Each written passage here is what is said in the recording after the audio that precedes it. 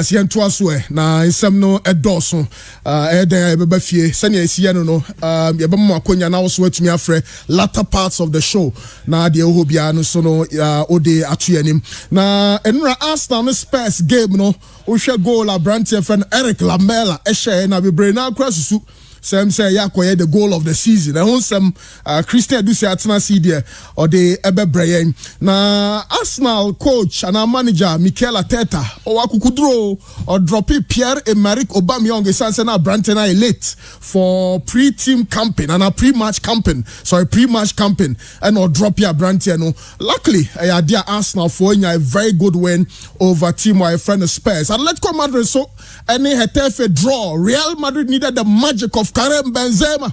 Mutumi enya sa 2-1 win over Elche. Ya hwe nim say na nyre Barcelona ne Huesca game no so ebetumi akoso. Senior Atletico Madrid for si kono. Ususu say debi no wan hwe na Barcelona na Real Madrid num bako abeje the Spanish Premier League na enra so na weekend ya member that Chelsea ne Leeds United a ball draw 0-0. Na wo hwe nim ho na me kan Chelsea nim ho na weekend ya na member that no obo Kai Havertz, Mason Mount, Hakim Ziyech and your Brantford friend Pulisic on the right. In fact, you say Pulisic cried and Pemp your call left, but this time born on the right. Consistency any Chelsea for any mono. I know M1 Moonshe goes now. I won't say Milano. I beba ewo Jumedia so. You bet me I say Inter Milan. We need the Italian Serie A and sense Napoli.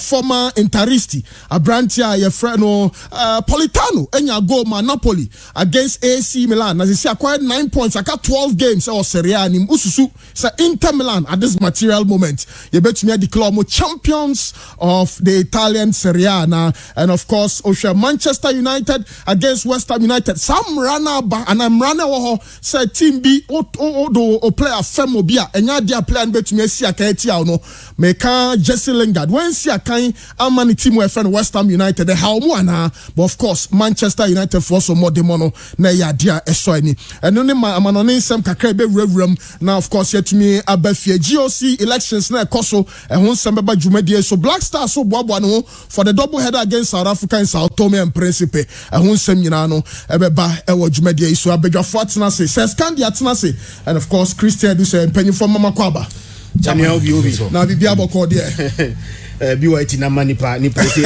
I say redirect and focus in life baby dey ni ahwe no say be che oh yes this sleep na two group no manam can say bia e accumulated a year onyo say we can say nkwa dey no 9,500 and yes kaketwa 95 million na otwe ba pe da bia na dua o and when otwe ba pe we starting no fee no odi na otwe ba am pass what dey BYT could try betting no more scatens this for Trabi. Not that one Henneken. Oh, BYT on the actual Henneken. This kind of could oh, but the beauty of this thing is that yeah, now the ending moment of sleep no and the man is so interesting. Saka one match be two matches be now results no share that weekend Paris Saint-Germain Leverkusen Kunipa dia Paris Saint-Germain weekend the MC bet in Saint-Germain oh Saint-Germain Saturday no Chelsea cross 13 in 10 oh Chelsea crowd dey name Leverkusen said omo ya de no no ane de it was bad say Arminia Bielefeld be first goal na be struggle na ba PSG na yanke benyeska kakra dia hwe week ni but nyame die be omo system na say no after the Leverkusen here no maybe abekọ rebet yeah thinking that PSG more bit more yes na PSG and one dey kanu e buy nti e ha twemo but ni na no ya bekọ enim Christian Amisha say free so na Eric Lamela go no member so answer bet so go dey there mamenko Italy na Abrante be friend Felix Afenajan okay why Ghana ni no sia kan de ma Presbyterian Senior High School Brukum Interco okay and Olivata Esporti Abrante no Olivata Esporti Abrante no I think say 13th March 2021 yai and from Ghana direct no Division 2 no Division 1 no Premier League experience and no go straight to AS Roma na mo for minima brand here kana se me Felix Afenajan pace power osi aka ne ba the school national team no no osaye athlete school team no osaye athlete okay or sprinter okay echo 100 meters and 200 meters na Abranti announced no 13th March 2021 ya echo AS Roma under 18 and will be first game for first goal first assist first game. Such stories in the abundance of talent we have in this country. But again, the how powerful Olivata is. Yeah, Olivata. Yeah, Olivata, very powerful. Very powerful. Yeah. It's men kind of last time AS Roma and any big team biawo awamanone eto a player direct from Ghana. Meaning so be Kaibia. Oh, moto charity stars. Yeah. Moto Tom place, and this is the best time to sell. Oh yeah, akola no any so nyini bebre. Unya 18 years, 17 years now. So the more so in nkwa dia brori no befa no. So it depends on how powerful the agent is. O dia akola ne corner or miti almost standards no nkwa dia omo befa no. Tama a scouting report in the coin. I learned say na AC Milan any genuine we interested in the Abranche any Fiorentina. Okay. But Roma and SLA the idea any omo plan to him. And Olivata and so Eddie Abranche netimi koya. I'm sure sir Ghana Football Association as early as possible must begin to monitor Abranche progress. Yen try my Abranche macho wie. Afi bedu stage we kana Italy national team ne peno. Afi na Abranche na ye undecided whether to play for Ghana or to play for Italy. As early as under 18 of first the Muamma Roma under 18. First game 1 goal and 1 assist. And Roma under 18, Eshe Genoa under 18 by 5-0. And Abranche in the first start, I think it's 70 minutes. Now 70 minutes Abranche the boy was so amazing to watch. Now medical can say when you trace stories like this, now Osai Estendia, Obi, you won't say talent party Ghana say we have enough abundance of it. Sempeni 40 me amienia bre na yen scouting coverage ya expanding. The number of talent we have in this country, Obi is so amazing. And Abranche story touching me so much. Say for a player, one more Division 2, one more Division 1, no national team. What think Abranche be betting me turn straight to Europe's idea. Ebianko bear kapubi, ebia national team experience. Wabo ebia under 17, under 20, under 23. Ebia blaster one corner pu bia befem. No, the just one enya sa move no. By way nothing of that sort. And Abranche nya move out. What they call AS Roma. We only wish him say the way to me starting on point to say ya na on progress na dia me next 2 or 3 years AS Roma main team ye bo AS Roma main team na Felix Afenajan age na AS Roma team no a ye try say obetime nya sa progress but I think say amazing start and Abranche no enso etimi enya but Obi medical ka say afi ba ko can change so much in football. Last season ye season na Sheffield United etoso 9 benei ye cut teams it will take more than a miracle so metimi survive relegation Sheffield season last weekend Leicester said the Kanuma want to be antibi na ayomu worst defeat since 2000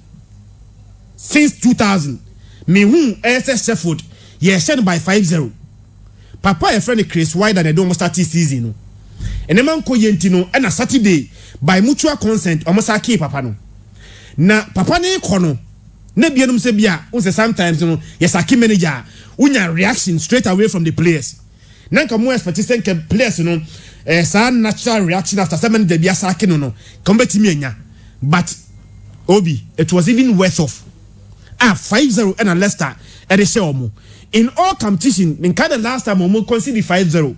The last time we conceded more than 5 goals in a game way back in September 2008 and they show 5-0 in all competition. The last time one you share Sheffield by 5-0 margin. I think that Arsenal show by 6-0 League Cup.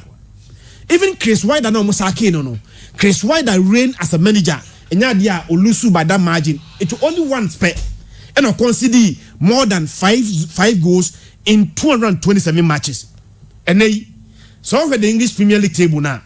Sheffield and the Chateau. We have 14 points from safety. I can only 9 games to go. There are say Obi in all competition season we are say Omo winning only 4 games. 4 games in Momo winning no. Omo about 29 matches. Ekra only 14 points. Amazingly, last season by this time, after 29 matches, Timwa Ekra 14 matches this season. Last season, after 29 matches, no Obi no mukra 44 points. So let's look at Star 4 from Grace. 44 points after 29 matches last season. Season way the same 29 matches no only 14 points. Namafo bisa dear assistance so drastically and even against Leicester City Obi more even a single shot on target. Only player me so say ahamopa Eddie Henderson. Also Eddie Henderson number 1 goalkeeper. And Eddie Henderson free Sheffield to Manchester United. Even at Manchester United, he is not even starting. So some move now. Omunya na Rante wa Eddie Henderson. Omo first goalkeeper. Every Sheffield back to Manchester United. One team yan starting kwano. And not so much effect on team wa Sheffield United. Somebody can. As it stands now, I'm not sure say anything can save them. Relegation there, they are going. Sheffield or bound for the championship. Or bound for championship. Absolutely. Now the amazing story is that 9th place last season, the following season, the only notable player Mulusu no Eddie Henderson, and now they are going to relegation. Yeah. After 29 matches last season, 44 points. After 29 matches this season, they only have 14 points. And relegation there, they are I'm sure I said there was absolutely nowhere. Senior boys need to reactive following the sack of Chris Wilder. And I'm sure the timing. Because I can't bear 9 matches last season, but we also my PAM coach or me free League One, about championship, about Premier League. I'm a survivor, and of course the second year syndrome. No, it was all right, but I'm sure said they are preparing for life in the championship, and to get the boys to react. A better problem kakranti obi a say Sheffield for the obi obobia no or boss said the no team biba better no. Chris Wilder bought 227 matches Edema Sheffield. So 227 matches no he never lost by a 5-goal margin. In fact only one spare and no concede 5 goals. Even 5 goals no concede no na 5-0. So medical what they are to say by now there Omangasa admit say Oma condemn omo to a relegation. Absolutely. But for Leicester there 9 games remaining. Adeba ko Leicester the 2 seasons they say Obi omo collapse at the last stage of the season. But born and Leicester airborne many jama Kelechi Iheanacho. Odem say Leicester they non come bo game bia na obi ehwe say Abrante fen Jimmy Vardy na be share. But Jimmy Vardy the last 15 games at Jimmy Vardy airborne na Jimmy Vardy has only 1 goal per. But Jimmy Vardy intimation no and a Kelechi Iheanacho I take the man to say Jimmy Vardy intimation obeshe. And the last 8 games are Leicester Aboa Jimmy Vardy Abrante fen Kelechi Ginemuno Kelechi has 7 goals. Na amazingly on him say Leicester bo game na say Jimmy Vardy any lead attack now. You expect James Maddison and Harvey Barnes no say on the bobo behind him. Benra not James Maddison out and Harvey Barnes and so out. But sir James Maddison and Harvey Barnes na on team starting no Ajosi Perez also took the mantle say let me also give that incisive passes and Kelechi Iheanacho and no hat-trick and Kelechi Nyaya omombo made timi ehye the kanmu omo entimi anti. I only hope say the last 9 games na akano as usual Leicester Emboto no na at least a top 4 finish there obetuna finish within the top 4 but omo next game after international break no very key on against Man City. Okay. Now against another top 4 contender West Ham. Okay. So we to pass that test against Man City and West Ham. I'm sure said top 4 finish there guaranteed. And idea back where was Brendan Rodgers say and he said can there be almost 2 top no. Omo Kelechi no some more Jamie Vardy because you know assist Jamie Vardy the man brand no. Yeah. Very in terms of performance them ranting no more anymore no. It was simply amazing. I no GDS Ronko say they are Champions League football there this season Leicester City because I'm not too sure somebody drop your guards at this match. Yeah, last season first 17 matches they were normally title contenders. The next 17 matches they lost it, even top 4 finish now very difficult for them. Obi Udika Brendan Rodgers about Leicester no I think he has done a very good job.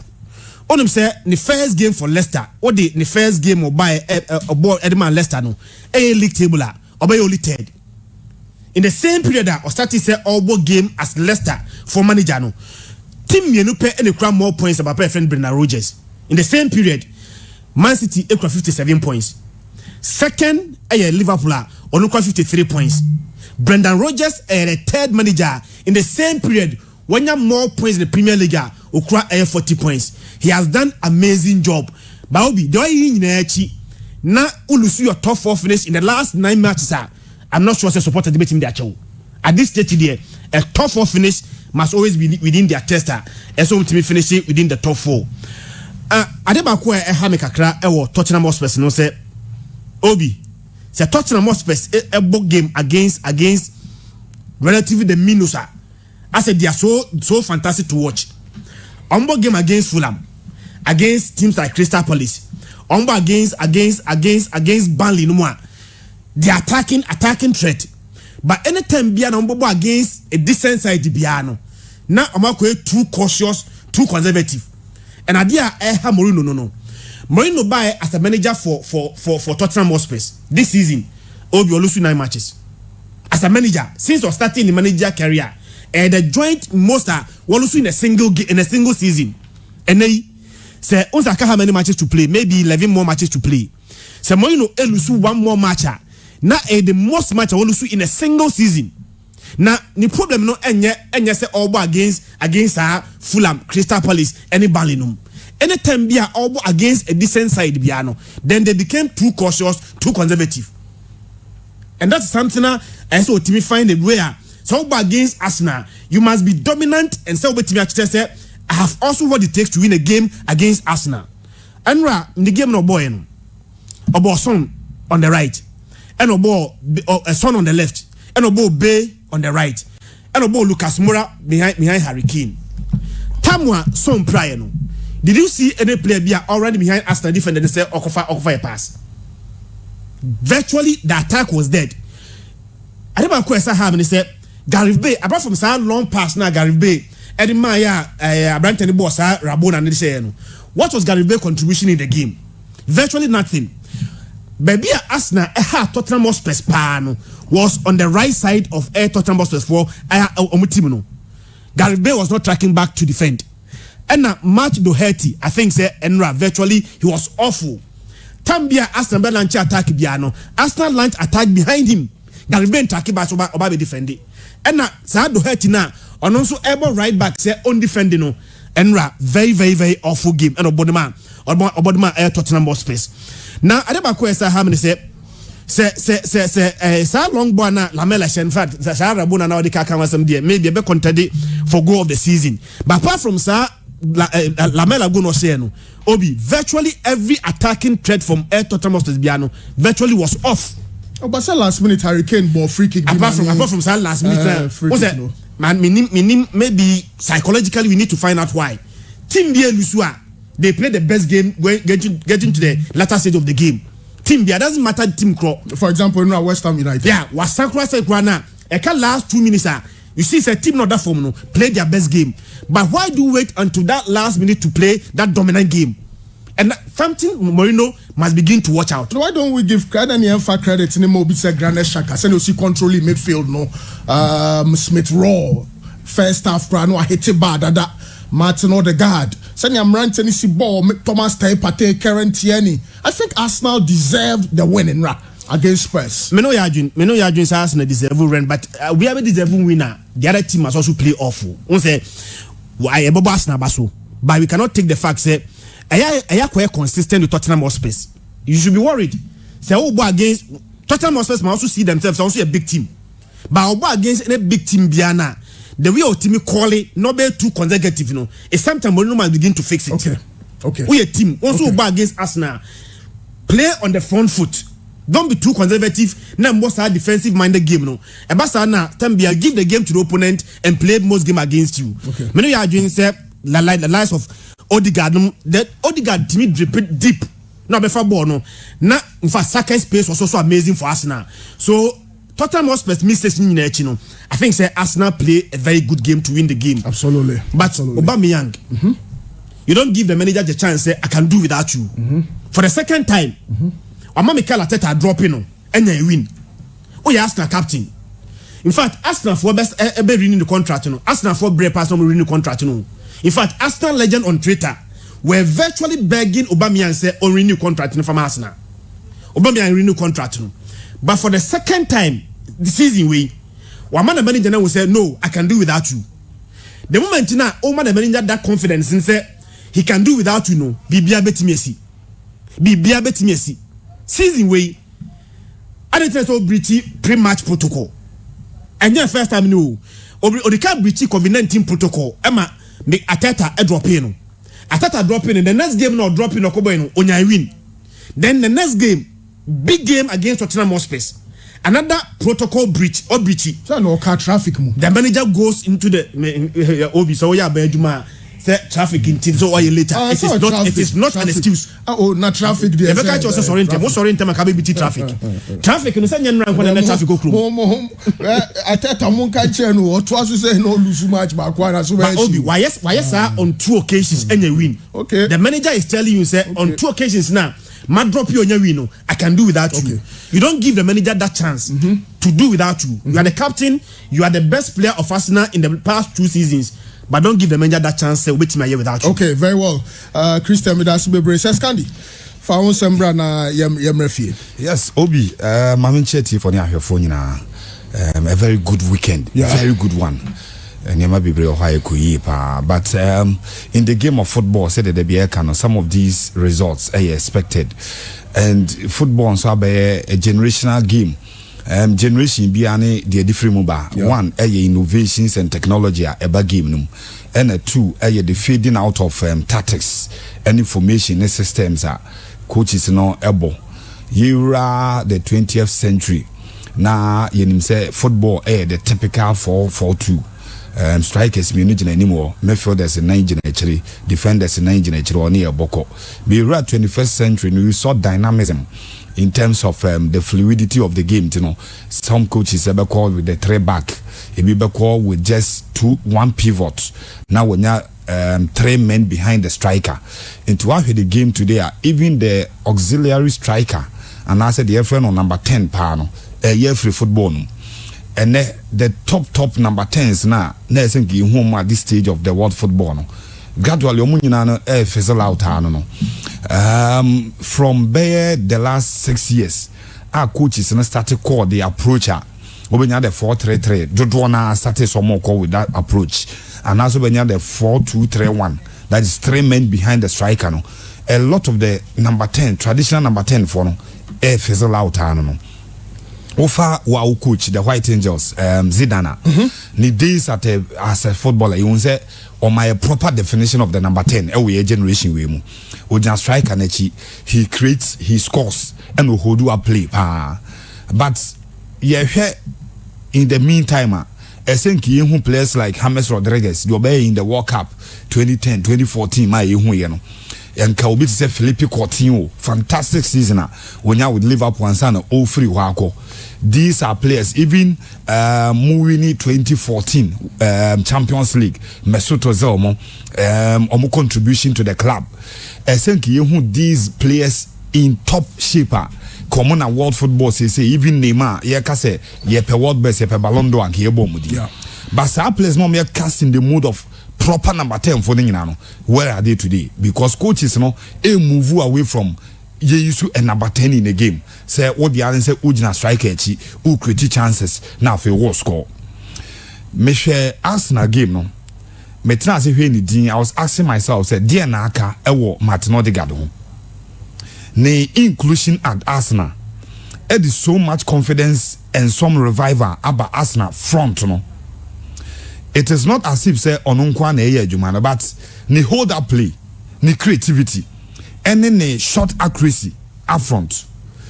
Me assure say coach friend Mikel Arteta enya the headache because in that same role no before Orban na Ross Smith e bit imagine no abobo na the amount. Bukayo Saka at some point in time you also abo as a left back, we abo as a midfielder, we abo as a number 10. And then Obo as a right wing player, or left in into no, deploying more on the right. Say the boy cutting now, Obenya born at on the left and so no. But say it looks like Martin Odegaard ebe picking up that play. Say we are seeing a day and football ni BM for the next generation here, but number 10 for na near here more because over a player like Kubo Muamu player. I call loan El Mallorca last season. Yeah. Honestly, a proper number 10. Martin Odegaard, proper number 10. Vinicius is more of an auxiliary winger, but who pushing it to the number 10 role is what Timbopa. But you ask yourself, say, where would they cope in the systems our coaches enable this season? And I said the seasons ahead of us. To say Pep Guardiola team, oh yeah, number 10, you will not find a place in his team. It will be to say Kevin De Bruyne. In every team be could be born as a typical number 10. Because the creativity and the short accuracy, any on one can goal scoring also. But in the setup of Pep Guardiola, he draws deep into the holding midfield role and now say Obo pushing to the right. Yahoo games were born as a force number 9 because of the accuracy of the Bema up front. It's kakakakra the proper number 10 for no a free game no. But it looks like si Ebehe Martin Odegaard, Ebehe Kubomo, Ebehe Vinicius Junior mo. I say would when this a new generation of number 10 for neba ombet mama a different role. Obebo number 10 but not from the central role. Abia from the right, yeah. Yes, or the left. No what ball Eddie Babiro as a number 10 Eddie amount. No amount that kind of expectation you need. So these generations should revive the coaches diaries, no. Na yense because number 10 for there. You say say Jason okay the go hard the car come number 10 in Mr. Pobi's voice or say Kwasi Anja number 10. And number 10 Jason no and then they some clubs making iconic numbers. I say Real Madrid from Figo Mobani no the number 7 Jason Raul Gonzalez and Cristiano Ronaldo the number 7 no yama number 7 na be traditional. Ura Manchester United set up no the George Best mo any Dennis Bergkamp mo Cantona mo ebeye number 7 an iconic number but can number 10 there. You say in football, it is the best position you get for every player. So these young coming players, should give the coaches something to rethink and make the number 10 another role that we need in football. In Ghana, MC a best place a bit mabo mudin most of them yebebo from the number 10. Abedi Ayu Pele yebebo nidin. Yebebo we say Muhammad Polo edin. Omunyinano edge omudin when they were playing as number 10s game. Okay. But something very interesting. Uram Portugal. Madeira area the regional Obaka say yes football the first organized football game in Portugal started in 1875 papa friend Harry Hilton ekofa football for England at the buy eventually on the developer football man the Portuguese any beje home and obeye honorary president kwa Fortune friend Maritimo honum now adebako is so significant say that area no and she them produce a lot of talents in the history of Portugal. Portugal best days in the World Cup SUBMO age but 1966 Omobo World Cup drew the semi-final elusu to England and omurum for the third place the Soviet Union frame. In that game Portugal ain't man making any claim bia honum we need the third game against the Soviet Union and the third place. The next time make something significant was the 2006 World Cup. By 2006 share England on the way and knocking England out quarter final. In the semi-final they met France. Zidane's France was too much for them. And omonoki outer eventually call the 4th place in Equatia Germany winning given by 3-1. Portugal finished 2006 World Cup as 4th place. Such a country and we would expect talent individual football kakra but not Figo not a but a small boy who just got into the scene somewhere in the early 2000s. In 2003, got signed by Manchester United. After 2009, played for the biggest club in the world in Real Madrid. And also kind for club your friend Juventus. And the Brazils, the Germanys, the Italys, the Argentinas could not produce a player in world history.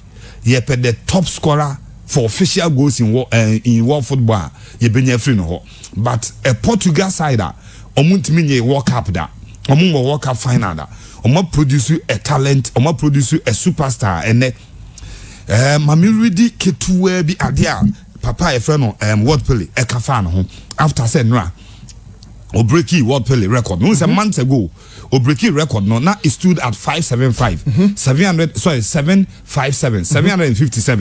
but after that some records started by say papa na friend World Pele enya 10 more goals be one for the military base of the Brazil team no and 9 be so for timer after football nyina no osaboma Sao Paulo team bi and for the Sunday special ni bi e be count the kudina 767 but enra hat-trick Cristiano Ronaldo nyai no they breaking record no na say na papa e friend World Pele ka fa no say Cristiano, what a beautiful journey you are having. I admire you a lot, and this is the secret. This is no secret to anyone. Congratulations for breaking my record of goals in official matches. I have the photo in your honor with great affection as a symbol of friendship that has existed for many years. Unya World Pele na pay tribute to a boy from Portugal on your World Cup. But will lead you Portugal they did the European Championship. Will lead team FN Real Madrid after Moko 2002. A continent for close to about 14 years, 12 years, no multi the Champions League. Champions League a trophy and as a competitioner a year for the White Angels for 12 years na Lyon mo e de Madrid free but in inclusion from 2009 2014 Champions League 2016 2017 2018 and today Juventus signed it because they believe he's the only person that can mature the project to win the Champions League after 1996 almost J Champions League and today let's salute a brand friend Cristiano Ronaldo who did not start as a striker and hat-trick no ball first half na Porto match no Norway the hiano Porto match ne hiano and no there no the question people are asking is Owuremo Juventus at the big stage on Behiano no fizzle out. It looks like this season crown any best season. Unse surprisingly call Juventus ultimately winning goal king. The first season was 28 goals. This year no Olidi was 20 it should be 24. In all competition. No in all competitions around 28. Yeah. Unse no Olidi Lukaku by a goal. And the Lukaku share the game before Juventus kick off in the penalty. Yeah. But or starting game now first half hat-trick. People are asking say is this what Juventus signed him to do? Because Scudetto ndio omako 9 consecutive seasons. Absolutely. It is a oji Scudetto mo onye hwe. Oji go king Juventus abako sema enyehu. What is needed for Juventus in the Champions League no onye mo but of course in the 2 games against Porto absolutely. I think say Ronaldo did not come to the party. Absolutely. All the 2 games he didn't come to the party but he's somebody that the world will forever be grateful to say generation he's not cast in the mode of a proper number 9 or a number 10 but hey here we are say in the world of football 770 official goals and he becomes the number 1 in terms of goal scoring. Great. Saskandia Dasibebre Cristiano Ronaldo situation quite interesting though, but I'm sure played this Federico Chiesa no money Kolesevski no ombesia kakra free ho na omo demono so actually a possible return to Madrid. Possible return as on besides Zidane but at 36 there. 36 there on US ho baby and UAE ho baby. Is Ronaldo looking like 36? Oh, not 36 there. Any age can Halado, near Brio. Over here, Halado, over here, Mbappe. Oh, Ronaldo, the 36 there over. Is he looking like 36? 30. Because now no me share Pepe doesn't look like 38. Now no ball boy center backs baby or mainstream Ronaldo buy under 19 be an under 7 be neja. Wakuchi na ball no power body Mbappe ni Halado no. Na ye kwa kofa o mo. Quite dangerous. Yes, near papa. Okay, yeah, that's it. Braces can the Emra fear. Now, in some no doors who fear. Yan Shasim free the new president of the Confederation of African Football, Patrice Motsepe. Openyi Akasa. Now, the all can is or share ni muse African football best Nigerian and national science competitive. Biom or mind be aware be brem hebiano or no CAF president or bepemre no asra obia no bia problems o obiano ninsa so etumi aka.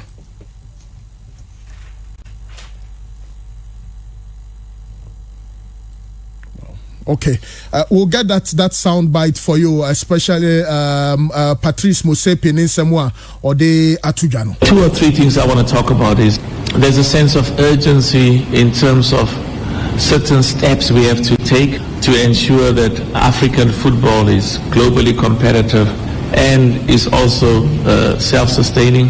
And I said earlier on that the test of the success of African football has to do with what happens in every country, and that's why I will be visiting, and the intention is the vice presidents and the leadership, including our senior advisor, will also go with me in the next 9 to 12 months to visit every country in Africa, as well as a focus on what happens in the academies for both boys and girls. So there's a clear understanding that we have to excel on the field of play, and that's a key determinant. But we also have a clear expectation. If you listen to our financials, we've got problems there.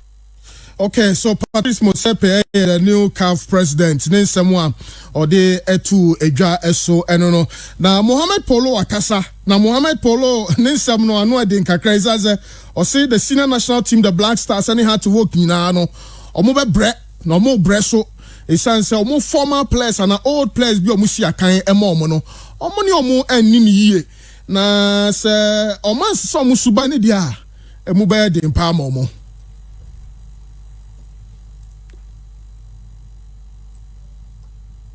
Say so, but it reflects even Heart of Oaks. You see, recently, the 45 battalion, those who won the you heard they came with a when they won the there was some money that they should be given. They were not given the money. This one will reflect. You think it won't reflect? Let alone some of us who have worked for thank you. You understand? Who were promised in 78? Estate houses. Luckily, it was the former president, John Dramani. He gave us some money. I mean, he's done what he can do. I think Nanatu can do something else. Mohamed Polo ninsem kakra no say ekabebre wa chire na omutwe mpanyimfo na former president John Dramani Mahama kra na mo musika bi nti se oman sisa na omo ntia omo ka na oman hwe na old players no oman mo omo pa dia ebe de se Black Stars ni to work no omo ebetumi akọ manim osanso e de atodwa se obesre efe no the Ghana Football Association say old players no eya omo experience omanya no omo nye no omo na Ghana football na nkasa no so no entumi enkona ni Mohamed Polo isemye. It's very strange, and I feel Ghana football, that is where we are going to. Ghana football today, we are still alive to contribute our quota. We've given our best. We are still giving our best. But if we refuse to allow, gifted ones, knowledgeable ones, the ideal ones to put in their input, what they have, what they know, to the younger ones, we'll go with it. Mohamed Polo, the legendary Mohamed Polo, former Hearts of Oak winger, na Obianim Senche, now the Black Stars of Ghana, so Babe Siaka against the Bafana of South Africa, and the Sao Tome national team, AFCON qualifies. Na Mubarak Wakaso, so Eka team no. Omo boaboni man oboati num nyina no omo camp omo ne local based players no Kwame Poku no mane glats na wa ko ne Justice Blay no omo boabo omo say sa games no omo ebenya win ama oman Ghana na mubara kwa kasu na akasa o say o hwe local based players na omo abo omo ho pa na omo no o gidie say so omo nya kwanya start games na omo be yi omo yam na do bia no so omo de aboa ama oman Ghana qualify for the AFCON. What I thought I could see in them, it was totally different, which is need to go with themselves without any fear. And what I'm saying there is I haven't seen any fear in any player here. They are all well motivated, and as you can see, we can also help them with our experience. Mubarak Wakaso, central midfielder, Emma Oman Ghana, no squad now, Mobuabo for the games against Sao Tome and Principe, and of course, South Africa. Yamra, the local Premier League, so now nominees for the month of February. May Nasco player of the month of February, nomination to me, Abba. Na Imrantia Miensa, Accra Great Olympics midfielder, friend Michael Yabua. Legon City's attacking midfielder friend Hans Kofi and the Dreams FC for attacking midfielder friend Joseph Eso. When him Rantia and Penifua Paomo say Omo Babe Pre the player of the month of February. Now coach Samuel Buadu and Vladislav Veric and Abu Abdul Hanan. Omani coaches are almost no impanyinfo yi omo Abdul Hanan de or Brekum Chelsea impanyinfo yi omo so almost no eba pre coach of the month of February. No man afem no so no omayi abayo sinakama Northern Ladies Rahama Jafar abayo bisusi akina kaima ampem dakwa ladies Patience Peterson Nodek ono so ekaona Suzy Dede Tai ono so lady strikers and Janet Ejir ono so was secondary Hazakes ladies wenum so mayu ayi omo as the player for the month of February. For the coaches Emana Femno Joe Nana Dakwa Adakwa ono ewo ampem dakwa ladies Charles Anoche coach Anoche coach Anoche nya nomination Kumasi Sports Academy coach Anoche make us a show no good morning coach and congratulations on your nomination. Rashid Idi our lady strikers ono so no Omapa for the coach of the month of February, and the legendary Yusuf Bazigi ono so secondary Azakes ono so mpanyinfo apa ono se ono so benya akwenya na ono so etumi ewura team ni mu ana obetumi ewura competition nim no metumi apre. I'm excited sir. Coach Anoche fantastic coach when your nomination coach Krawa mama manio inti maybe me phone no so message biaba Ghana Premier League no so second round no mpanyinfo atwe akwachire kakra na was starting on the 19th of February efia there ben na so mpanyinfo say the 2nd of February and asa decision no and asa second round of the Ghana Premier League no betumi ahase na ni nyina no for qualifiers ayeba bebo against South Africa and Sao Tome and Principe Mrante ni bebre na free omamu ano ebe de say teams ni bebre no so no ebetumi abo but say teams no bebre na your match so mo break your players no from Mediema to Ashgold to 11 Wonders to Hearts of Oak Kotokokra nyame boy na wiai Kotokobesha ni training as say players na fie 2-3 days ni pekra no say form no ya ba form tama coaches na worried kakra ni nyina mu no say Mrante no ntoa so kan papa mu kra na bebre ni ya match so kombe tu kwan na mid-season, camping kakra but sikasa muntino ya dia omo ewo omo training omo ankasa training facilities are omo ebuabo munti. That's the reason for the rescheduling of the second round of the Ghana Premier League. So I don't know. Na cry inside catch say Accra to work so secretariat no insisan okese bi ba ho ebe hese ne no ebesi akọ Aduana Stars so ayo madwe so omo squad don person omo tiso na omo nsa no etumi cover bebia nti wan hwa na players do eno mo ja omo kwan ama omo so etumi akọwe ne sem kakra eno so efri ehaso ana Aduana Stars aso so eba na Karim Zito ama force Karim Zito under 20 year de ma we so Proton Sport in here de say jumade no ema opanyin si da bi ono amu no oya competent coach onye coach bia say coach bia sa adwuma no onimye Anunti and Omudi under 20 no Emana no cranty no ako winning the under 20 edition of the African that's the African edition of the under 20 championships. So many talks about it just because the president of Ghana Football Association is my boss. He will continue to be my boss.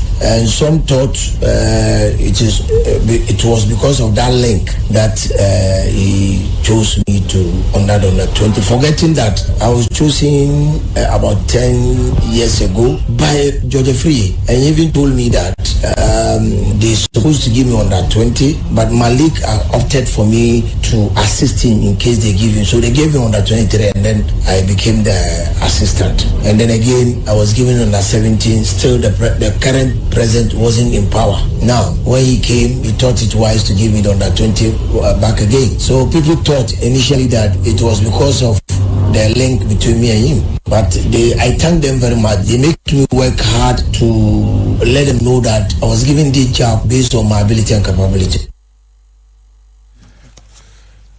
Trophy win Karim Zito Nensam Enono. Of course, he's justified, whichever way you want to look at it, as a signee of Proton Sports, Dreams FC, and all of that. At least Wako under 20, he has the right to brag, at this material moment. Congratulations, coach.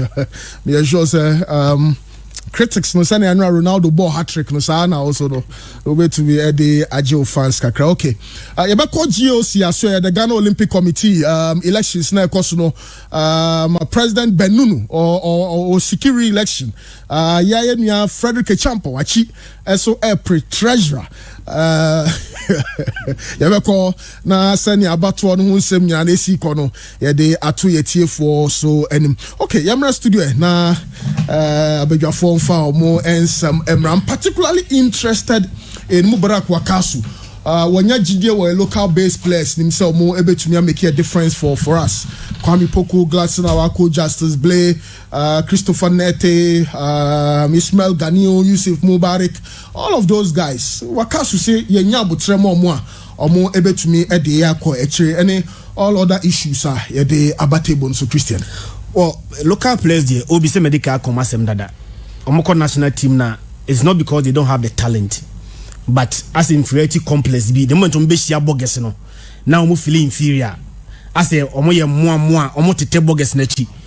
You need to take center stage. We kromo say ena Baratu e the confidence Emma William Teru ebo a game against South Africa abra na boges na ba no de na William Teru ehia confidence. Now the coach gave me the confidence and he played one of the best games. You say local player, everybody national teams no. Local players no. In fact, it got to a point now we a boga, we a foreign based player. You turn safrewa, oba. You're not guaranteed a position. Only local players never pray for a position, and sometimes now local players they do position free if we foreign based players no. But we have gotten to a stage and most of the local players they are dealing in after one season now. Say okwa oba obaji position if you local player nisem baby akodru no. I'm saying this again, where a perfect opportunity for local players any play biana kosika kuno ebe blaster just yabo ashe ama on start game edema Ghana and our next game biano you are making a case for all other local players. Wakaso nya didi omu it doesn't end there. Didi kese ni nyina bewie abla yede blaster just ya show e Kumasi Sports Stadium na Accra Sports Stadium obo a game for Ghana national team no ho e na confidence no ye behu etino obetuma training nyina wie but on a match day yede just ni show make a very good case not only for yourself but for all other local coaches.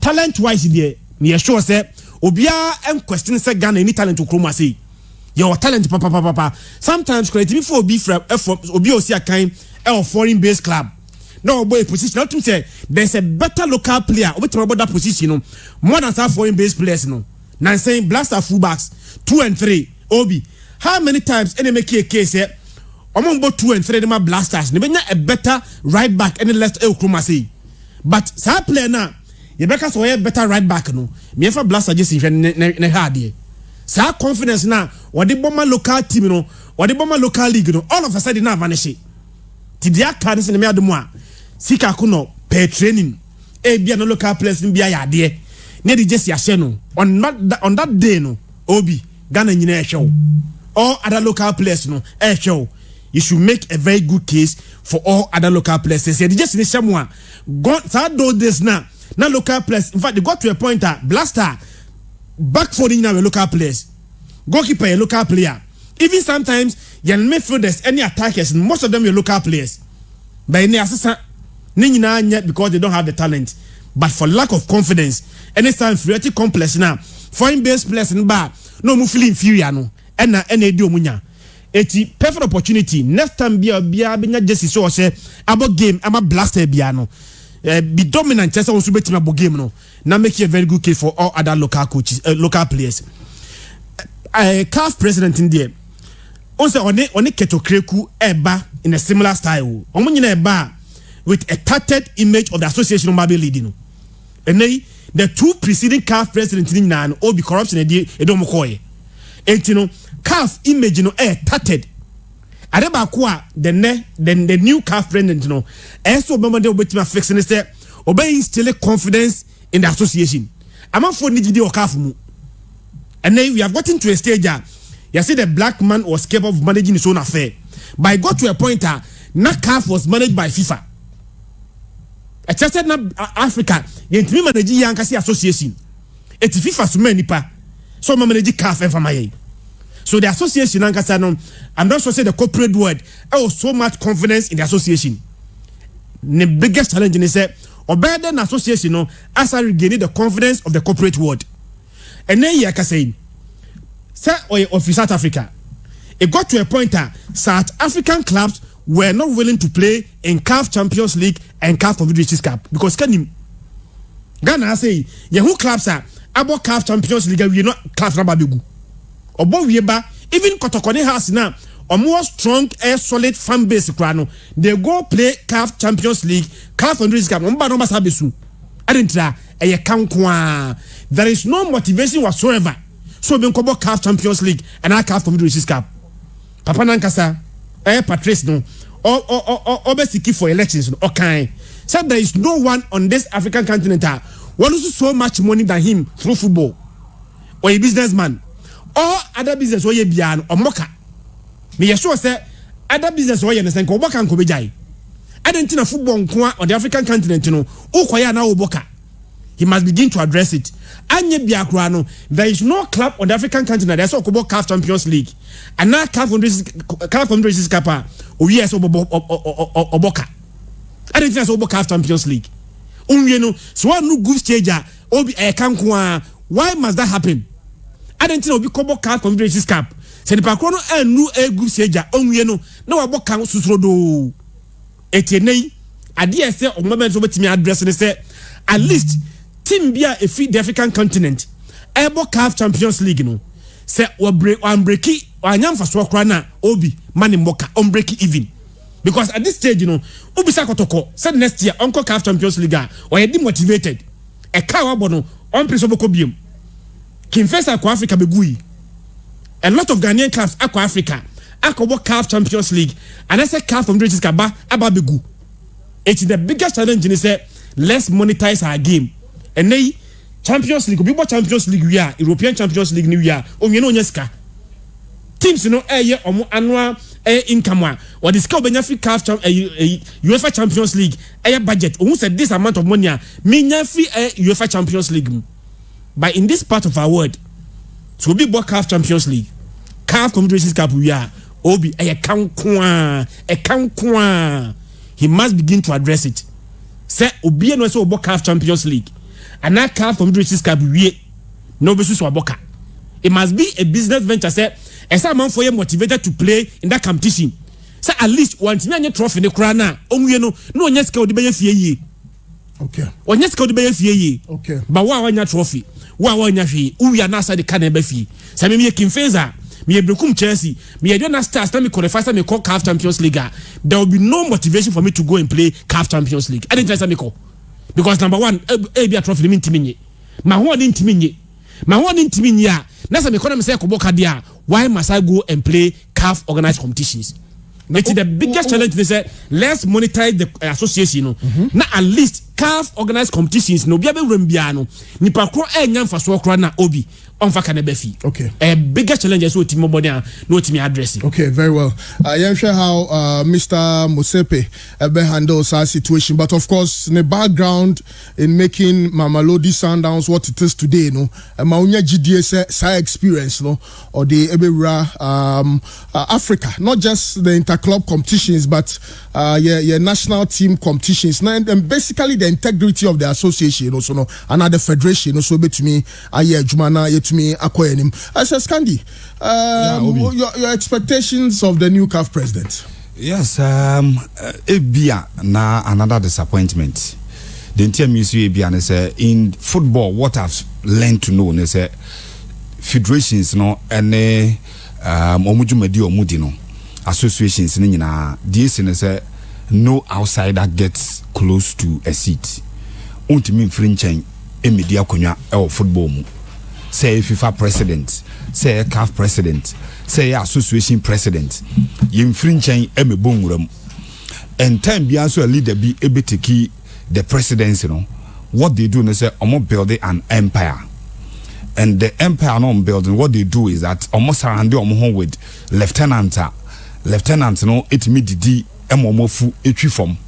What did you mean? It is a OBTPFM.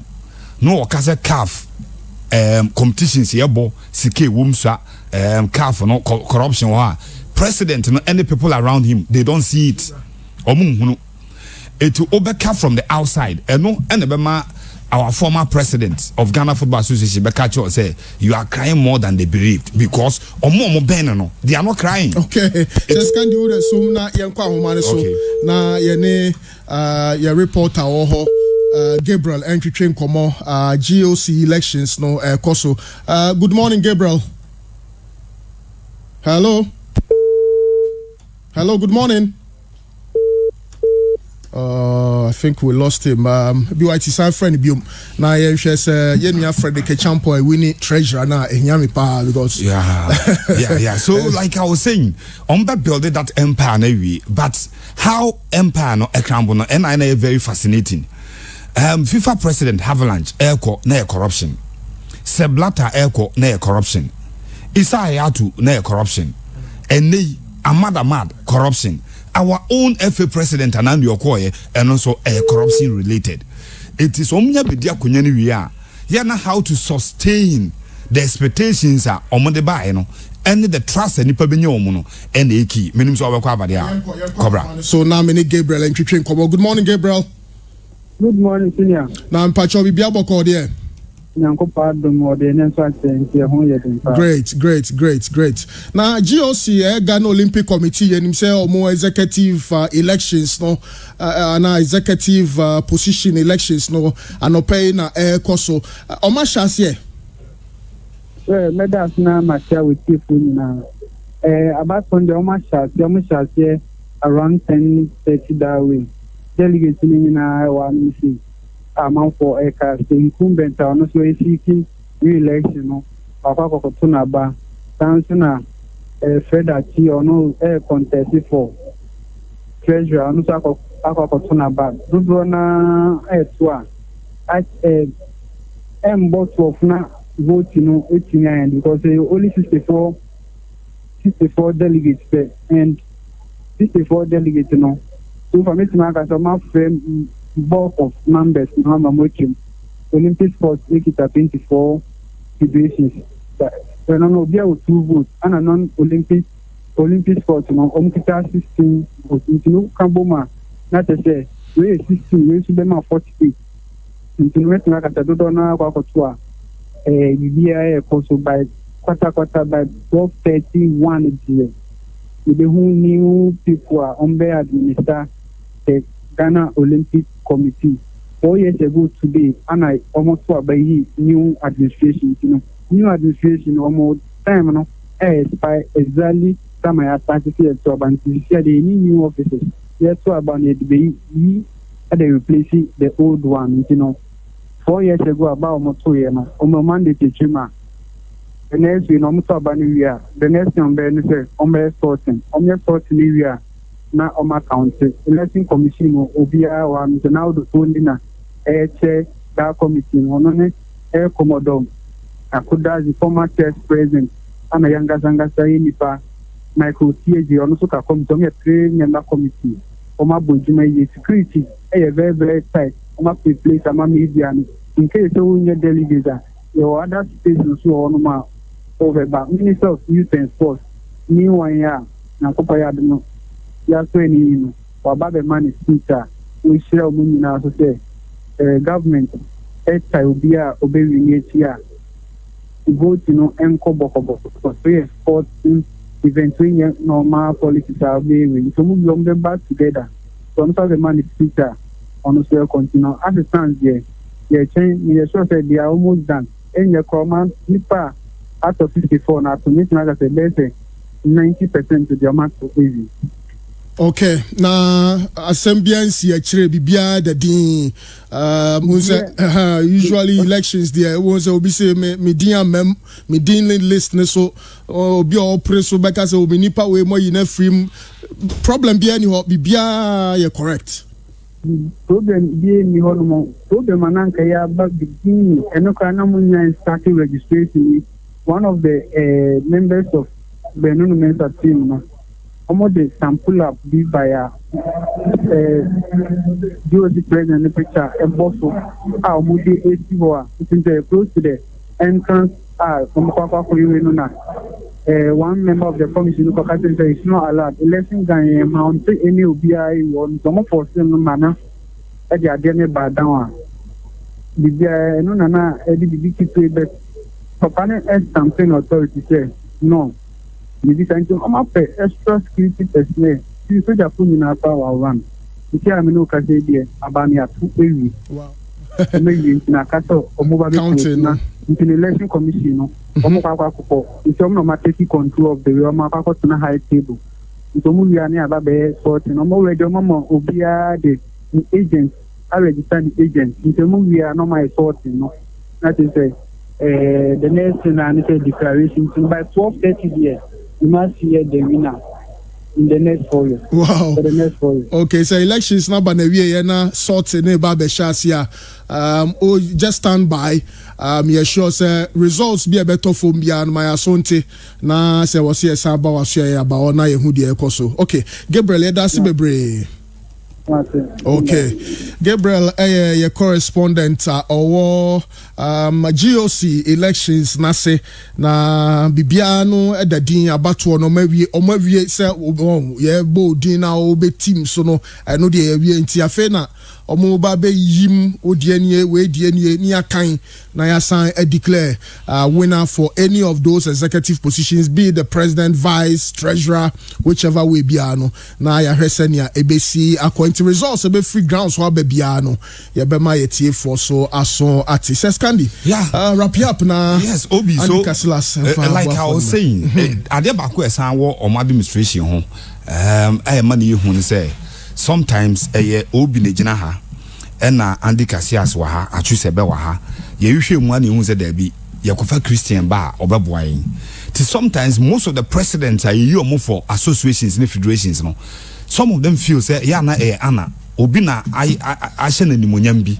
Tombe ura system numbe wie no ehɔ no behun the true administration ehɔ no ti ebi on ha wo koye ceremonial president una ye Christian president there, but Obi is so powerful because he brought you, he recommended and brought you unse we nya say a handpick, but ebi mu ye the damage control no wa se ansa ne ato aba you to wo beba no o feel say andi ayememoa Christian ayememoa ansa na be president no to bedu association obewie no na Christian asemu ntimenka and the assembly ntimenka eno ene de corruption ne nepotism no started from football administrations na you say almost every good president are all back with very fine vision behind ebedu say all free hono say FIFA president, say CAF president, say federation president ebedu so okono na enguase eno de ko.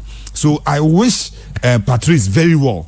Say sebi we the amount from Fanchen, but baby on no free say South Africa before ya na did say eba systems ye adwuma em so mo de na ye chen ye de na pa cause so mo ne abrofo no tenan o mo ampam o mo anko o mo learn a lot of lessons from them ti ye hwe say ono de oba no maybe obetime de nan esi form because amada eba he said a lot about corruption how the system failure work out. He fell into the system. He became a prey to the system, and omachanari corruption near the attitude and why they in a floor. Yeah. So I only wish that Patrice Motsepe the Obano obetime jina na so am the kind of leadership yepesi from CAF. Of course, said you see kind no Mamelodi Sundowns etimi be break you through Kaizer Chiefs more system no more operative or South Africa no abe the face and the last South African club or the Champions League na yomo. Yeah. The last South African side who produce a coach on also winning the competition the CAF Champions League yomo in picture Ali for befa no call no no the Champions League munti. Let's wish him well and see say ebiana na demonstration no ebe quite different from there yehu from Hayatu any Ahmad hono na Patrice something new but election no me we interest in panyamba cha metro why okay unse 2023 African Games edi anim and say election we aye obi say ye bit mako African Games na ye host no ebe do well because the way federations in represented ye be we no athletics beba judo beba football beba arm wrestling beba ni nyina no and elections ye ebenya so much importance our African Games ye be hosting in 2023 no na ye bit me age medals preparations no must start immediately after elections na omo federation baby obi adabia no o make sure so be my talent bit me dia compete na ankwe the normal saying ye better na 2023 na wie na akase